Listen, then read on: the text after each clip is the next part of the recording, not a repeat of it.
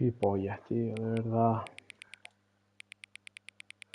Paso a hacer esto y ya. Que soy normal, tío. ¿Se cree?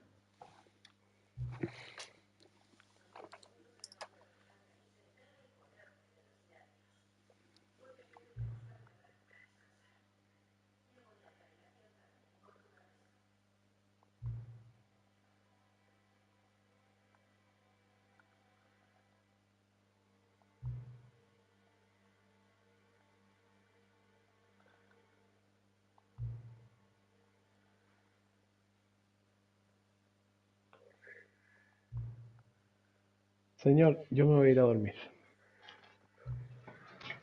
Bueno, ¿Qué tal el juego, eh, Raro, ¿no? ¿Mm? no sé, ahora me está haciendo un montón de preguntas. ¿Sabes algo? Hagamos un trato. Como cooperaste la próxima vez que inicies el juego y veas esta pantalla, pon tu hora favorita en el reloj. Adelante, elige la hora que quieras, aunque no sea la correcta, te lo ganaste. Bien, ya te dejo que vuelvas al videojuego. Vale, me voy. Venga. Venga, voy, disfruta.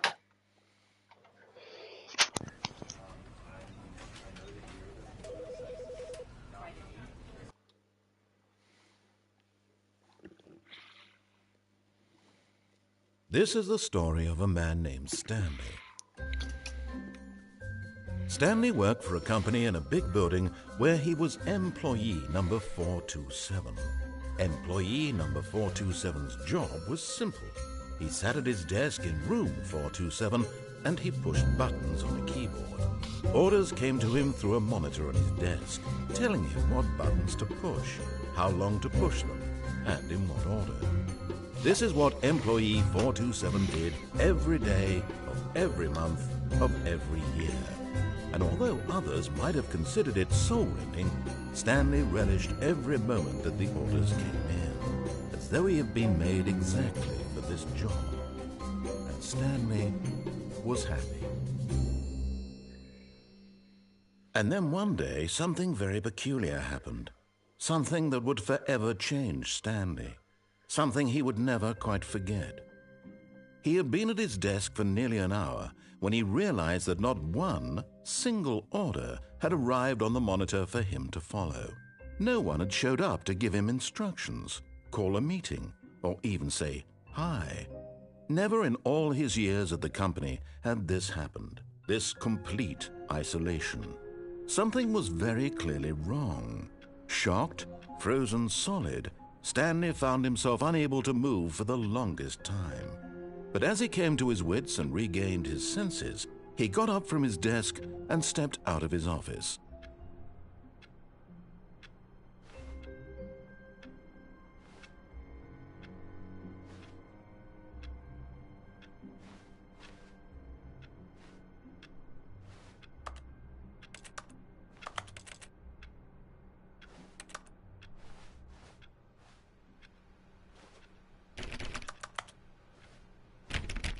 All of his co-workers were gone.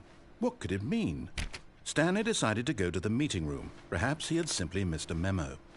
No matter how hard Stanley looked, he couldn't find a trace of his co-worker. Stanley went around touching every little thing in the office, but it didn't make a single difference, nor did it advance the story in any way.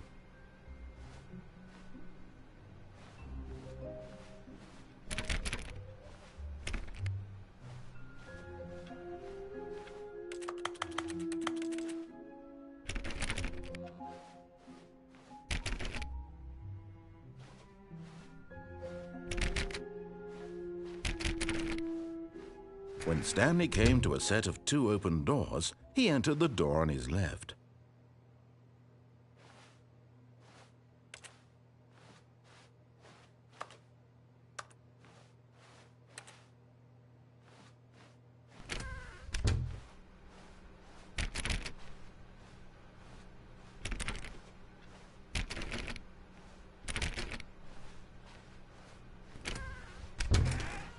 Yet there was not a single person here either. Feeling a wave of disbelief, Stanley decided to go up to his boss's office, hoping he might find an answer there.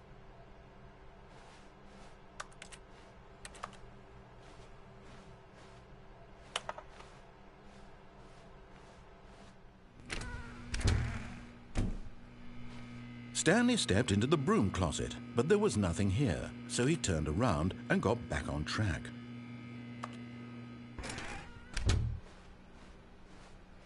Coming to a staircase, Stanley walked upstairs to his boss's office.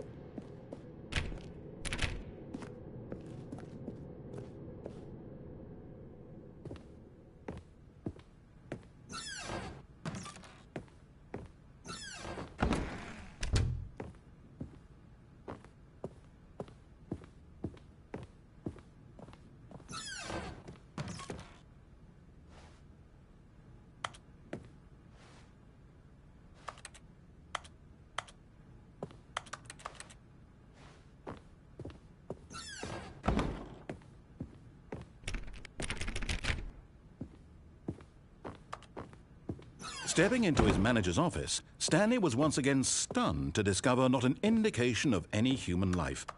Shocked, unraveled, Stanley wondered in disbelief who orchestrated this, what dark secret was being held from him.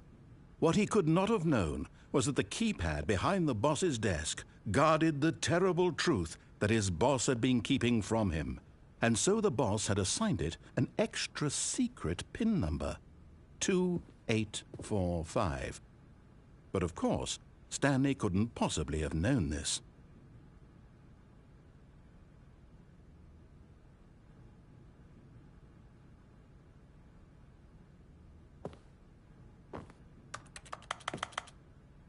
Stanley just sat around twiddling his thumbs. Trying to input anything on the device was useless, since he could never possibly know that the combination was 2845.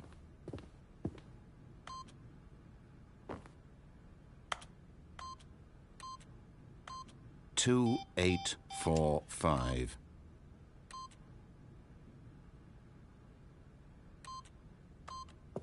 Yet incredibly, by simply pushing random buttons on the keypad, Stanley happened to input the correct code by sheer luck. Amazing. He stepped into the newly opened passageway.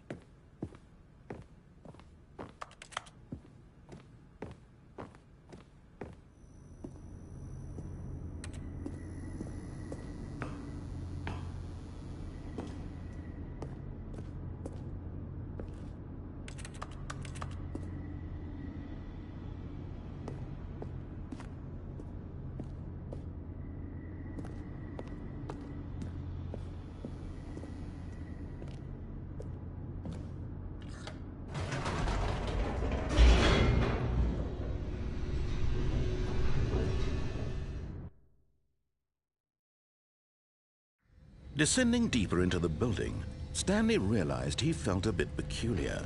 It was a stirring of emotion in his chest, as though he felt more free to think for himself, to question the nature of his job.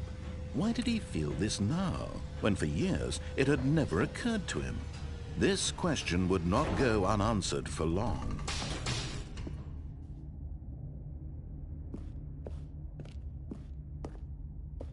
Stanley walked straight ahead through the large door that read Mind Control Facility. Although this passageway had the word escape, but of course, Stanley thought better of it and realized he simply had too much to live for.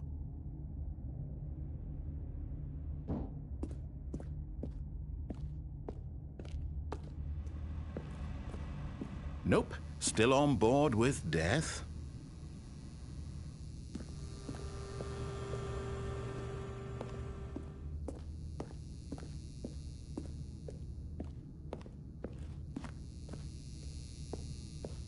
The door behind him was not shut. Stanley still had every opportunity to turn around and get back on track.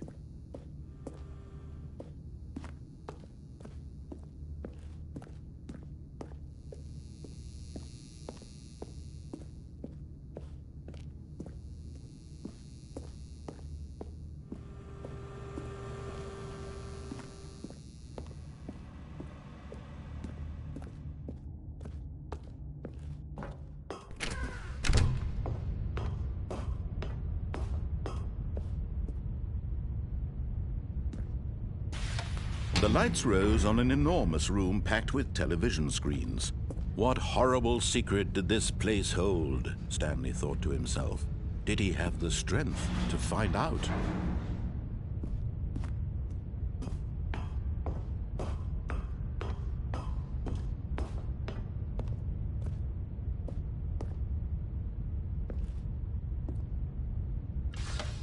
Now the monitors jumped to life, their true nature revealed. Each bore the number of an employee in the building, Stanley's co-workers. The lives of so many individuals reduced to images on a screen, and Stanley, one of them, eternally monitored in this place where freedom meant nothing.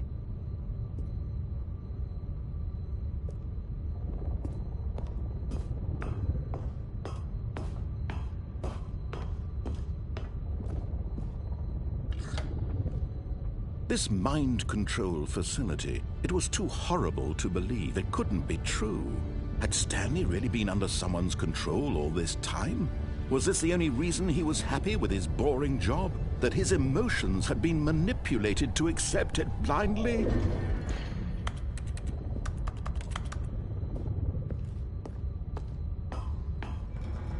No, he refused to believe it. He couldn't accept it. His own life in someone else's control? Never!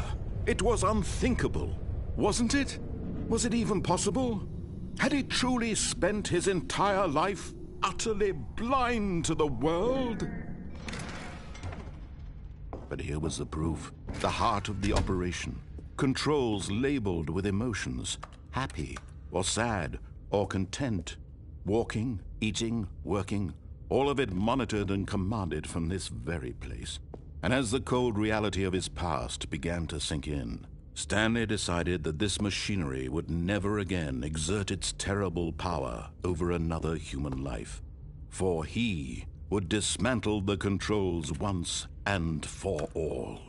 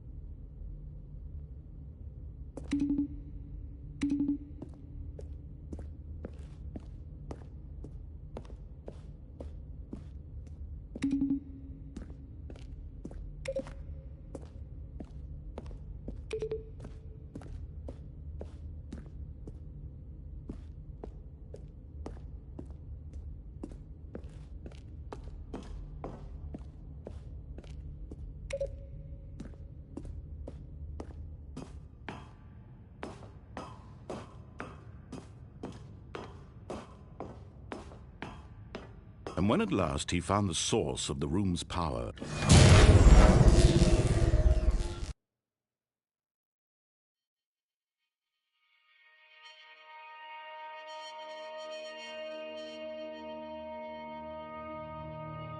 blackness and a rising chill of uncertainty.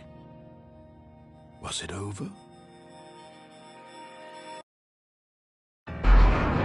Yes! He had won! He had defeated the machine, unshackled himself from someone else's command. Freedom was mere moments away. And yet, even as the immense door slowly opened, Stanley reflected on how many puzzles still lay unsolved. Where had his co-workers gone? How had he been freed from the machine's grasp? What other mysteries did this strange building hold? But as sunlight streamed into the chamber, he realized none of this mattered to him, for it was not knowledge or even power that he had been seeking, but happiness. Perhaps his goal had not been to understand, but to let go. No longer would anyone tell him where to go, what to do, or how to feel. Whatever life he lives, it will be his. And that was all he needed to know. It was perhaps the only thing worth knowing. Stanley stepped through the open door. Stanley felt the cool breeze upon his skin, the feeling of liberation, the immense possibility of the new path before him. This was exactly the way, right now, that things were meant to happen. And Stanley was happy.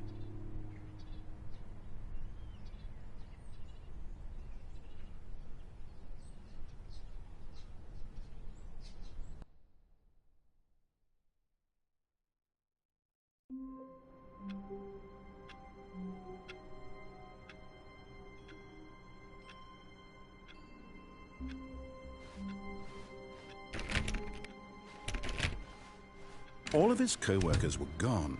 What could it mean? Stanley decided to go to the meeting room. Perhaps he had simply missed a memo.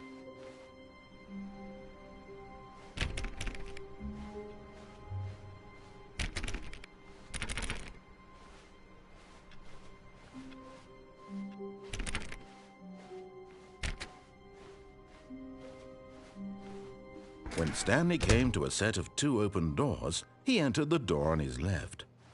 This was not the correct way to the meeting room, and Stanley knew it perfectly well. Perhaps he wanted to stop by the employee lounge first, just to admire it.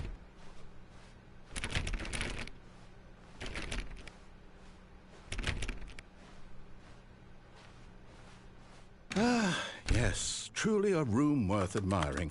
It had really been worth the detour after all, just to spend a few moments here in this immaculate, beautifully constructed room. Stanley simply stood here, drinking it all in.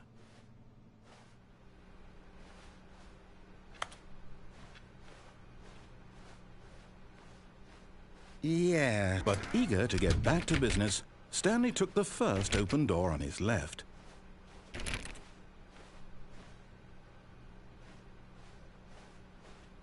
Stanley was so bad at following directions, it's incredible he wasn't fired years ago.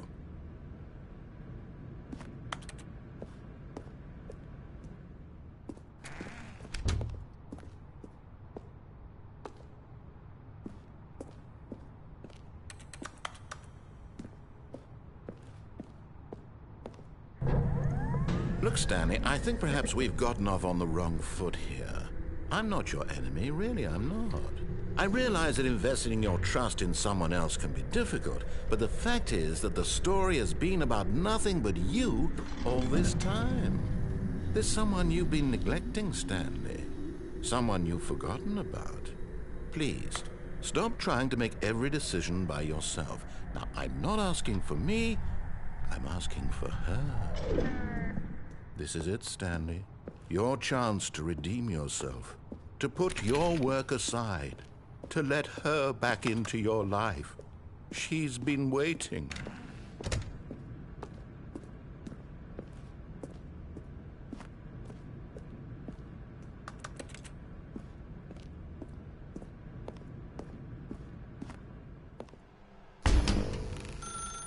That's her, Stanley.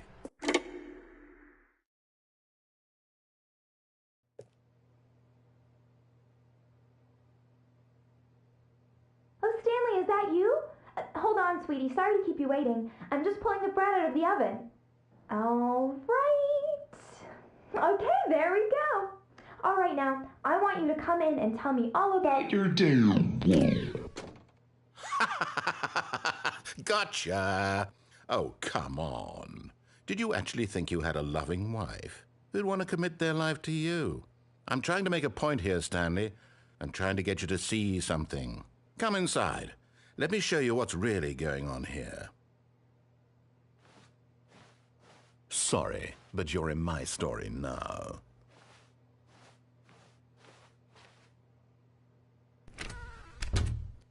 This is a very sad story about the death of a man named Stanley.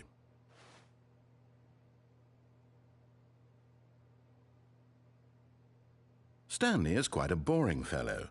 He has a job that demands nothing of him, and every button that he pushes is a reminder of the inconsequential nature of his existence. Look at him there, pushing buttons, doing exactly what he's told to do. Now he's pushing a button. Now he's eating lunch. Now he's going home. Now he's coming back to work. One might even feel sorry for him, except that he's chosen this life.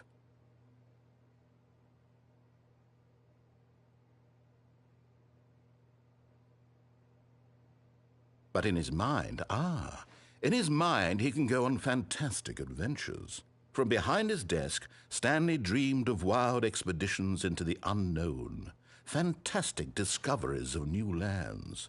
It was wonderful, and each day that he returned to work was a reminder that none of it would ever happen to him. And so he began to fantasize about his own job. First, he imagined that one day while at work, he stepped up from his desk to realize that all of his co-workers, his boss, everyone in the building had suddenly vanished off the face of the earth. The thought excited him terribly. So he went further. He imagined that he came to 2 open doors and that he could go through either. At last, choice. It barely even mattered what lay behind each door. The mere thought that his decisions would mean something was almost too wonderful to behold. As he wandered through this fantasy world, he began to fill it with many possible paths and destinations. Down one path lay an enormous round room with monitors and mind controls. And down another was a yellow line that weaved in many directions. And down another was a game with a baby. And he called it the Stanley Parable. It was such a wonderful fantasy, and so in his head he relived it again, and then again, and again, over and over, wishing beyond hope that it would never end, that he might always feel this free. Surely there's an answer down some new path, mustn't there be? Perhaps if he played just one more time. But there is no answer. How could there possibly be?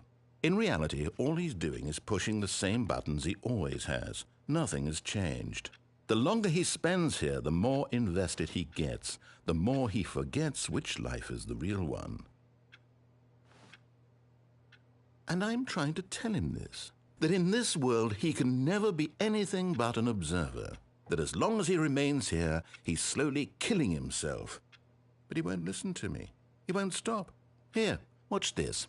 Stanley, the next time the screen asks you to push a button, do not do it.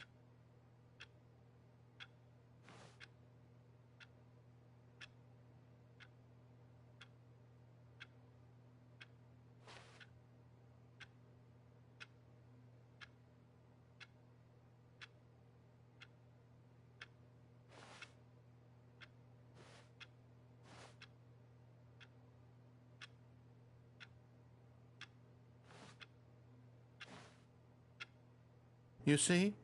Can he just not hear me? How can I tell him in a way that he'll understand that every second he remains here, he's electing to kill himself? How can I get him to see what I see? How can I make him look at himself?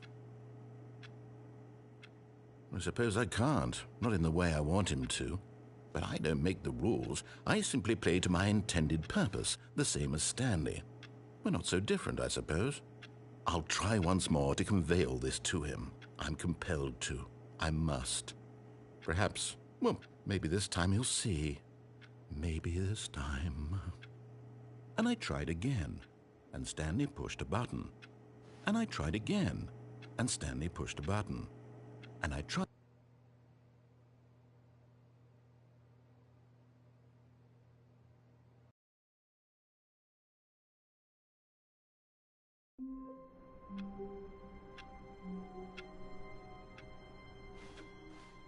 All of his co-workers were gone. What could it mean? Stanley decided to go to the meeting room. Perhaps he had simply missed a memo.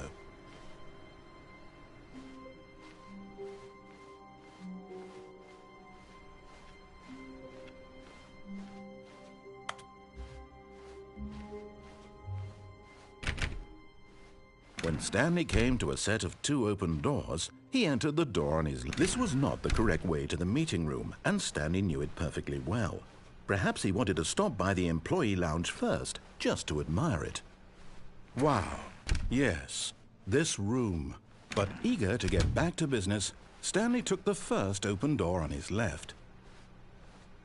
And so he detoured through the maintenance section, walked straight ahead to the opposite door, and got back on track.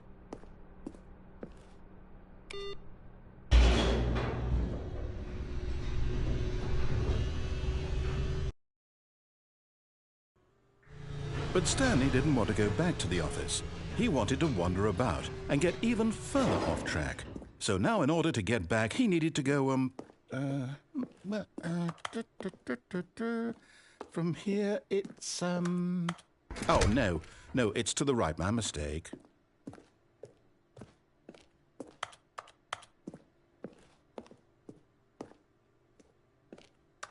No, not the right. Why would I have ever said it was to the right? What was I thinking? It's clearly... Oh dear, would you hold on for a minute, please? Now, let's see. We went down right, left, down, left, right. Yep, okay, yes. I've got it now. This story is absolutely, definitely this way.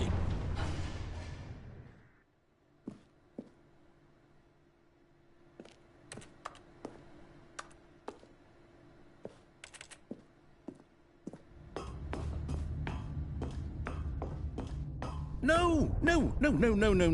This isn't right at all. You're not supposed to be here yet. This is all a spoiler. Quick, Stanley, close your eyes. Okay. We just have to get back to, oh, who am I kidding? It's all rubbish now. The whole story completely unusable. How about, rather than waste my time trying to salvage this nonsense, we'll just restart the game from the beginning. And this time, suppose we don't wander so far off track, Okay, from the top.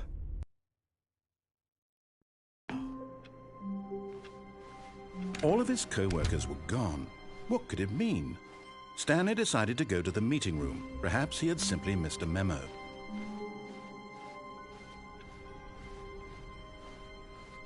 When Stanley... Wait, what?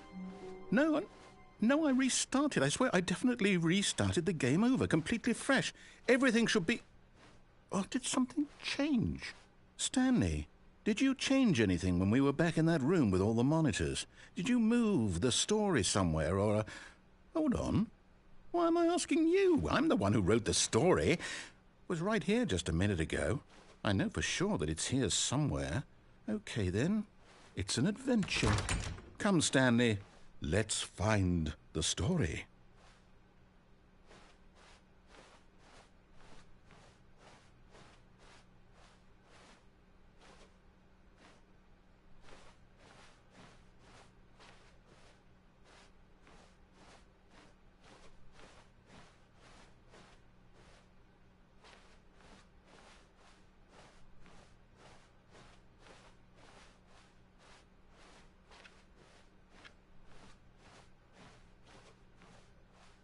I'll say it.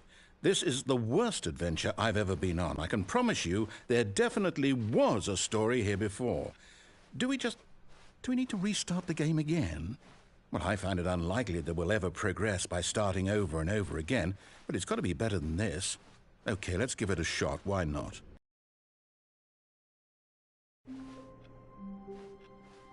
All of his co-workers were gone. What could it mean? Stanley decided to go to the meeting room. Perhaps he had simply missed a memo.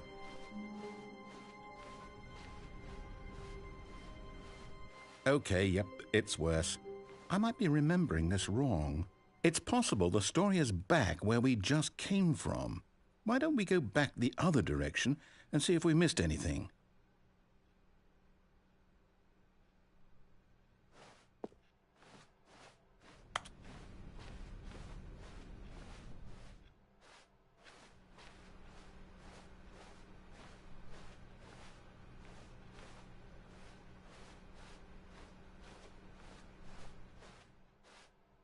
Aha! I knew we'd miss something. The story. Here it comes.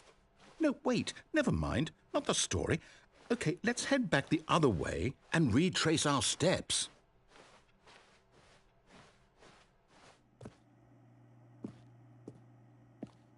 Now this... Well, I'll be honest, I don't recognize this place at all. Is this the story? I don't think so. I can't quite recall, but I believe my story took place in an office building. Is that correct? Do you remember, Stanley? Well, do you know what? Since I've completely forgotten what we were supposed to be doing, how about this? You win! Congratulations! I know you put in a lot of hard work, and it really paid off, so good job. Oh, no. No, I don't feel right about this at all. We both know you didn't put in any actual work for that win. Some people win fair and square, and this was not one of those situations. Okay, I'm getting weirded out by whatever this place is. I don't care what might happen this time. I have to restart.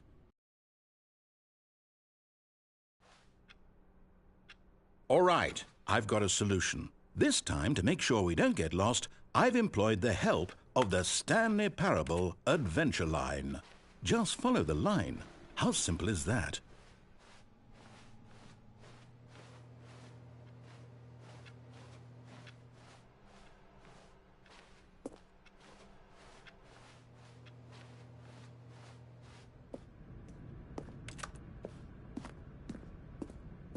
You see, the line knows where the story is. It's over in this direction. Onward, Stanley, to destiny.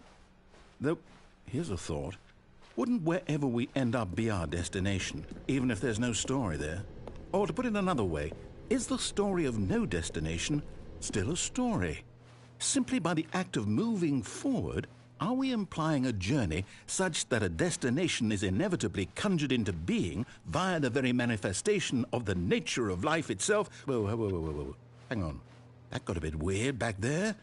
Well, I'd like to apologize. Not sure where I was going with all that. You know what? I think what we need right now is a bit of music to lighten the mood.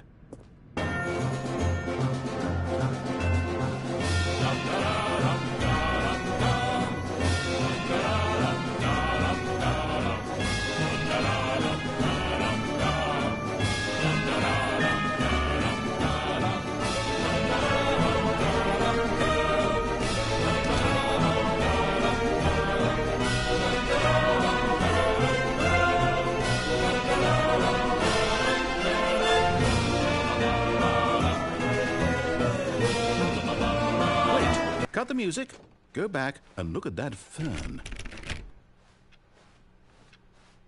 Wait, what? We're back at the office? No. Line, you do know we're looking for the Stanley Parable, right? The story? Is any of this ringing a bell?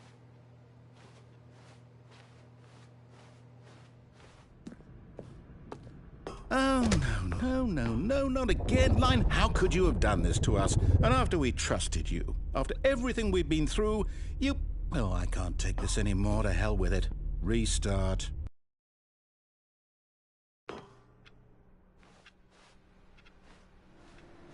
You know what, Stanley? I say forget the adventure line. What's it ever done for us? We're intelligent people, right? Why can't we make up our own story? Something exciting, daring, mysterious. Ooh, this all sounds perfectly doable. Why don't we simply start wandering in, well, I don't know. How about this direction?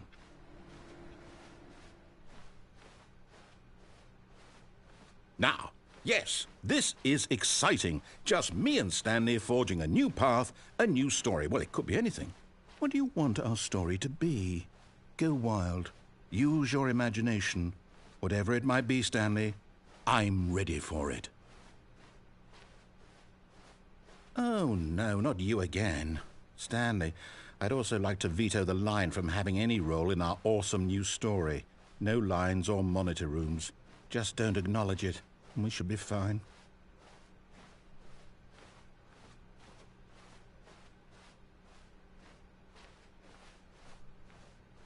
Ah, a choice. We get to make a decision. From here, the story is in our control. How important we mustn't squander the opportunity. In fact, I believe I need a minute to think here. Just walk in circles for a minute. Okay, So I know that each door has to lead somewhere, which means that somewhere at the place where we're trying to go, there must be a reverse door that leads here. And that in turn means that our destination corresponds with the counter-inverted reverse door's origin. So starting from the right, let us ask, will taking the right door lead us to where we're going? And since the answer is clearly yes, then by all accounts, the door on the right is the correct one. Another victory for logic.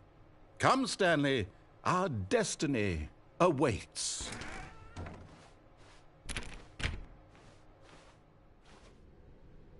Oh, hold up, what's this? The confusion ending. You're telling me that's what this is? It's all one giant ending? And we're supposed to restart the game, what, eight times?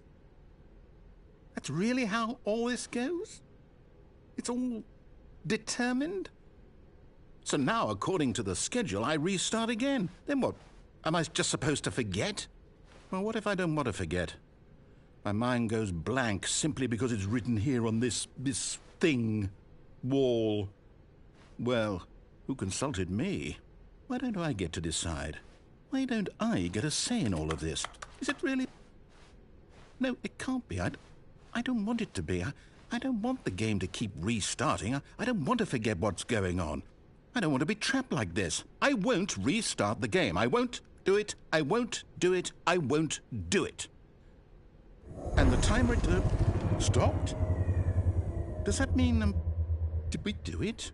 Did we break the cycle? The, whatever it is that made this schedule? How would we even know? Will someone come for us? Will something happen? So, okay. I guess now we just wait, you know. I suppose in some way that this is a kind of story, wouldn't you agree? I'm not quite sure if we're in the destination or the journey, though they're always saying that life is about the journey and not the destination. So I hope that's where we are right now. We'll find out, won't we? Eventually. Well, in the meantime, if you...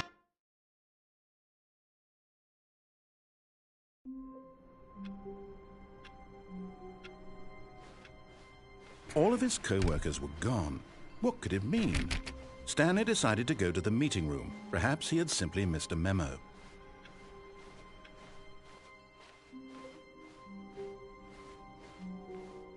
When Stanley came to a set of 2 open doors, he entered the door on his left.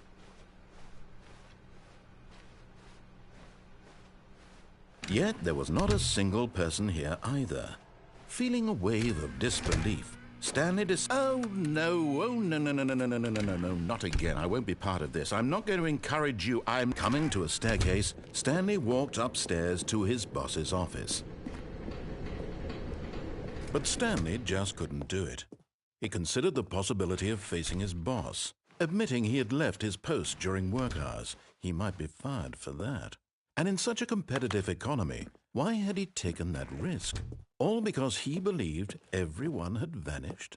His boss would think he was crazy. And then something occurred to Stanley. Maybe, he thought to himself, maybe I am crazy. All of my co-workers blinking mysteriously out of existence in a single moment for no reason at all? None of it made any logical sense. And as Stanley pondered this, he began to make other strange observations. For example, why couldn't he see his feet when he looked down? Why did doors close automatically behind him wherever he went? And for that matter, these rooms were starting to look pretty familiar. Were they simply repeating? No, Stanley said to himself, this is all too strange. This can't be real. And at last, he came to the conclusion that had been on the tip of his tongue. He just hadn't found the words for it. I'm dreaming, he yelled. This is all a dream. Oh, what a relief Stanley felt to have finally found an answer, an explanation. His co-workers weren't actually gone. He wasn't going to lose his job. He wasn't crazy after all. And he thought to himself, I suppose I'll wake up soon. I'll have to go back to my boring real-life job pushing buttons. I may as well enjoy this while I'm still lucid.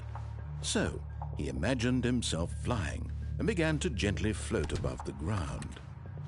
Then he imagined himself soaring through space on a magical starfield, and it too appeared. It was so much fun, and Stanley marveled that he had still not woken up. How was he remaining so lucid?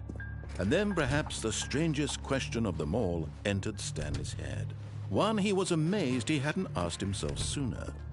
Why is there a voice in my head dictating everything that I'm doing and thinking?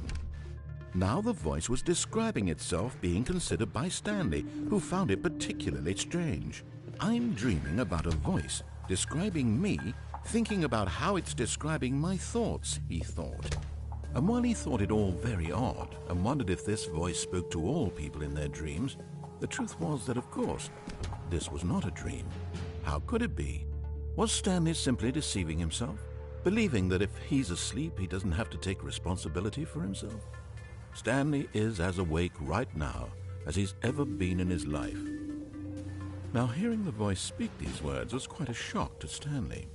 After all, he knew for certain, beyond a doubt, that this was in fact a dream. Did the voice not see him float and make the magical stars just a moment ago? How else would the voice explain all that? This voice was a part of himself too. Surely, if he could just... He would prove it. He would prove that he was in control, that this was a dream. So he closed his eyes gently, and he invited himself to wake up. He felt the cool weight of the blanket on his skin, the press of the mattress on his back, the fresh air of a world outside this one. Let me wake up, he thought to himself. I'm through with this dream. I wish it to be over. Let me go back to my job. Let me continue pushing the buttons. Please, it's all I want. I want my apartment and my wife and my job. All I want is my life exactly the way it's always been. My life is normal. I am normal. Everything will be fine.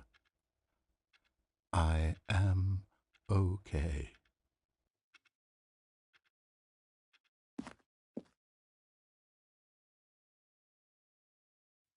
Stanley began screaming. Please, someone, wake me up. My name is Stanley. I have a boss. I have an office. I am real. Please, just someone tell me I am real. I must be real. I must be. Can anyone hear my voice? Who am I? Who am I? And everything went black.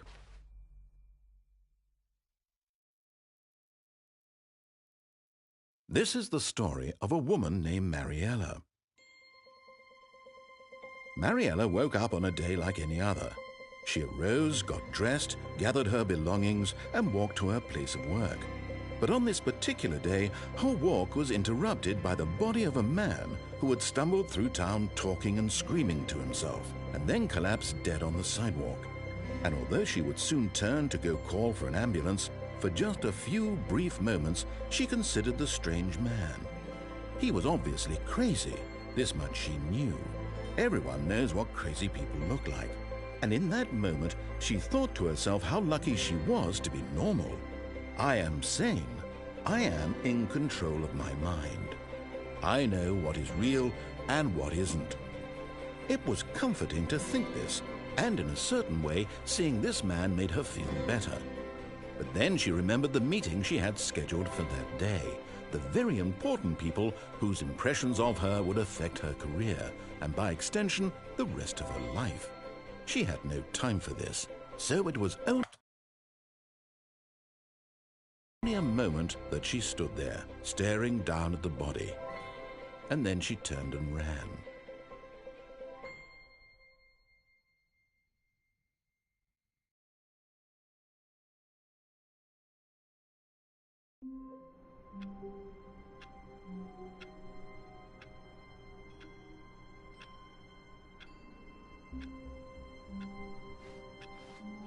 All of his co-workers were gone.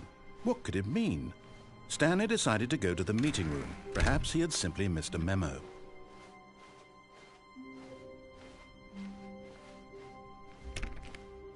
When Stanley came to a set of 2 open doors, he entered the door on his left.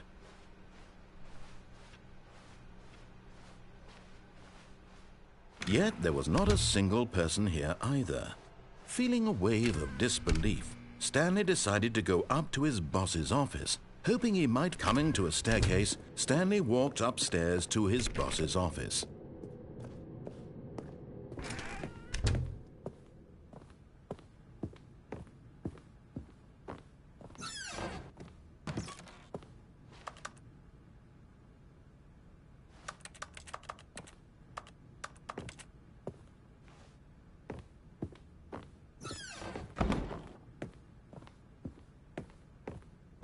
Stepping into his manager's office, Stanley was once again stunned to discover not an indication of any human life.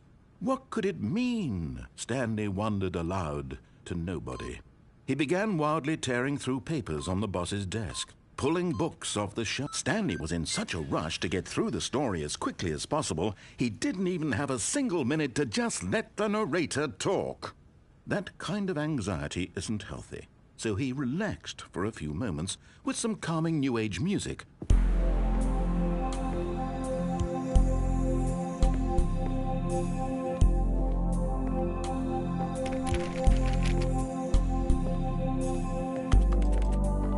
Feeling soothed and rejuvenated, Stanley calmly walked forward into the opened passageway.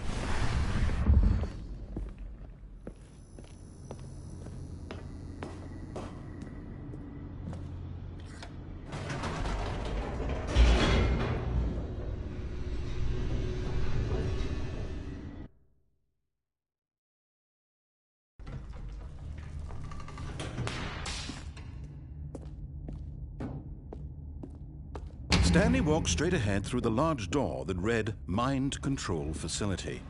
Although this passageway had the word escape written on it, the truth was that at the end of this hall, Stanley would meet his violent death. The door behind him was not shut. Stanley still had every opportunity to turn around and get back on track.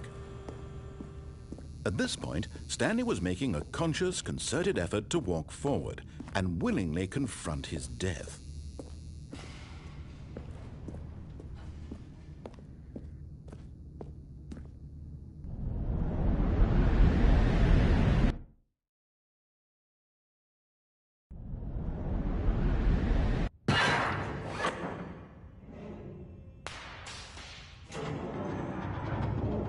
As the machine whirred into motion and Stanley was inched closer and closer to his demise, he reflected that his life had been of no consequence whatsoever.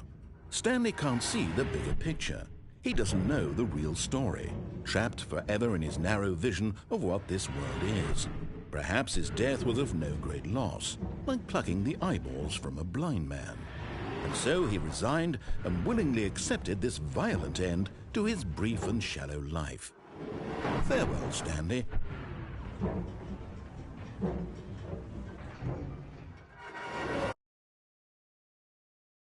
"Farewell, Stanley," cried the narrator, as Stanley was led helplessly into the enormous metal jaws. In a single visceral instant, Stanley was obliterated as the machine crushed every bone in his body, killing him instantly.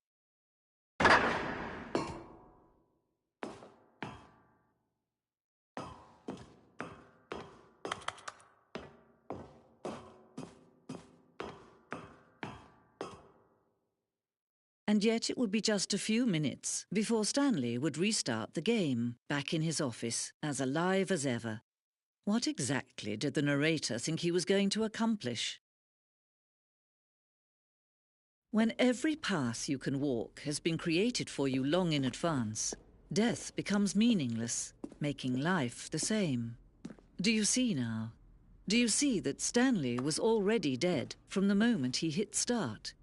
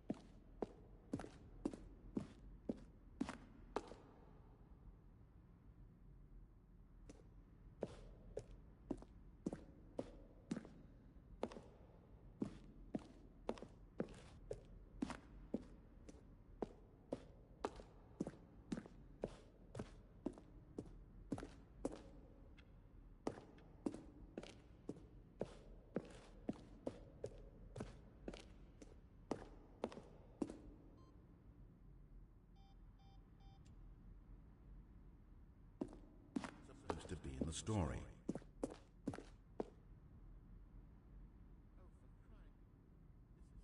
Then he pushed the number 8.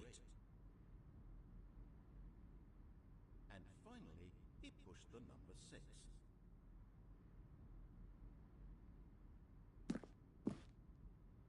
Where were all of his co-workers?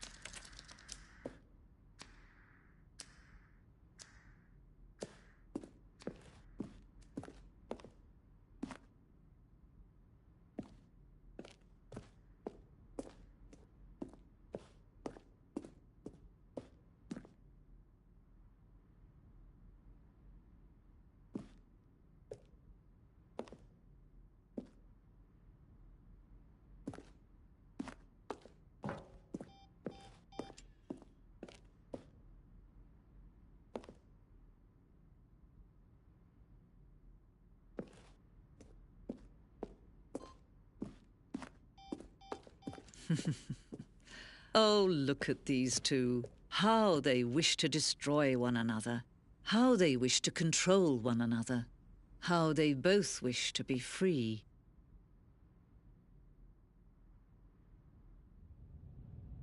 Can you see? Can you see how much they need one another? No, perhaps not. Sometimes these things cannot be seen. But listen to me. You can still save these two. You can stop the program before they both fail. Turn off your PlayStation. There's no other way to beat this game. As long as you move forward, you'll be walking someone else's path. Stop now and it'll be your only true choice. Whatever you do, choose it. Don't let time choose for you. Don't let...